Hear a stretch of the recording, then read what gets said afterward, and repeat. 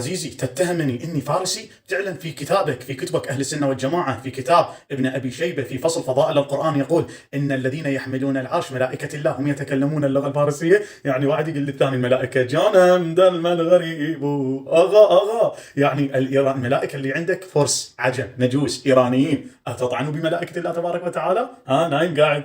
تدري أنت بكتبك في صحيح البخاري يقولون لو كان العلم عند الثريا لناله رجال من أهل فارس. ايش قد مهمين دولي. هذا نبيك في صحيح البخاري يمدح في بلاد الفارس.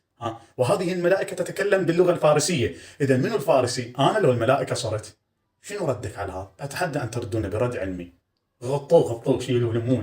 السلام عليكم ورحمة الله تعالى وبركاته. طبعا بعض الإخوة أرسل لي هذا المقطع وقال لي أبو معاوية رد عليه. طيب هو على إيش أرد أساسا؟ هذا تافه وهذا كذاب ومدلس ويتلاعب، وراح أبين لكم التلاعب جيدا يا أحبة. هو طلب منا ردا علميا وسنعطيه حقه في ذلك.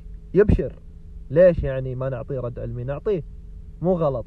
بداية يقول أن هذا الخبر موجود في البخاري الرواية الأولى. دعونا نرى هل هو حقا الخبر الأول موجود في البخاري أم لا، وماذا قالوا العلماء في الخبر الأول.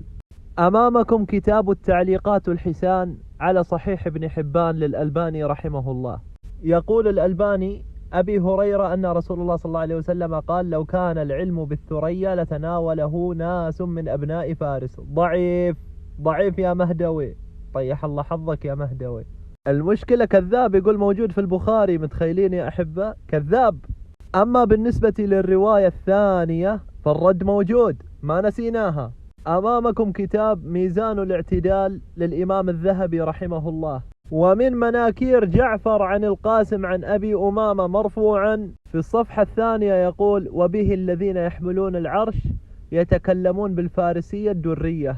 تستشهد علينا بالضعيف والمنكر يا مهدوي، وتنسب هذه الأحاديث الضعيفة والمنكرة إلى الإمام البخاري وصحيحه. يا كذاب يا مفتري. هذا شيخكم يا مهدويات، هذا شيخكم الكذاب، عريناه قدام عينكم. هذا البطل المغوار مالكم يا مهدويات.